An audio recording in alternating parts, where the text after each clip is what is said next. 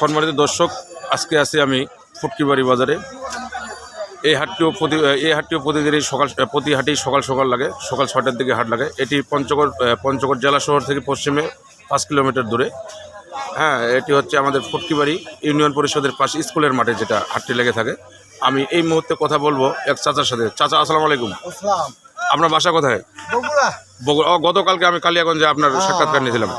আজকে এখানে কিনছেন কি মরিচ? এখানে এটা কিনছি ছাক্কার হলো কারেন্ট। এটা হলো ছেঁকা মরিচ। জি। আর ওইটা হলো কারেন্ট। ওটা কারেন্ট মরিচ। এই ছেঁকা মরিচটা কি দামে কিনছেন? 300, 400, 500। 300, 400, 500, মানে 5,300, 400। 300, 400, 500। আর এই কারেন্টটা কি দামে কিনছেন? আমরা কিন্তু 6,500, 700, 600 এই আমরা। আপনি তাহলে কোথা থেকে আসছেন এখানে? বগুড়া থেকে। কার এখানে মাল কিনেন? ওই সাবলুর। ওই সাবলু ভাই গতকালকে ওখানে কিনছিলেন? আচ্ছা, যাই হোক, এখানে কি হিসাবে কিনেন আপনি? ওই কমিশন হিসাবে। কত করে কমিশন? কমিশন কেজিতে 2 টাকা। কেজিতে 2 টাকা। আচ্ছা, আপনি এখানে কেনার পরে মাল উনিয়ে গাড়ি করে পাঠিয়ে দেন নাকি? আচ্ছা, যাই হোক, তাহলে এখানে কতদিন যাবত মাল কিনেন আপনি? তা ধরেন যে প্রায় 8-10 বছর লিখুন। তাহলে বেশ কিছুদিন থেকেই তো মাল কিনেন। আপনি কি এখানে ফ্যামিলি নিয়ে আসেন না একাই? না, আমি একা। আচ্ছা, যাই হোক, দর্শক শুনতে পাচ্ছেন, এই চাচার বাসা হচ্ছে বগুড়া। উনি বগুড়া থেকে সরাসরি সাবলু ভাই এখানে এসে কমিশনে মাল কিনে থাকে। যদি আপনারা কেউ মাল কিনতে চান তাহলে সরাসরি সাবলু ভাইয়ের সাথে যোগাযোগ করবেন। স্ক্রিনে তার ফোন নাম্বার দেওয়া আছে।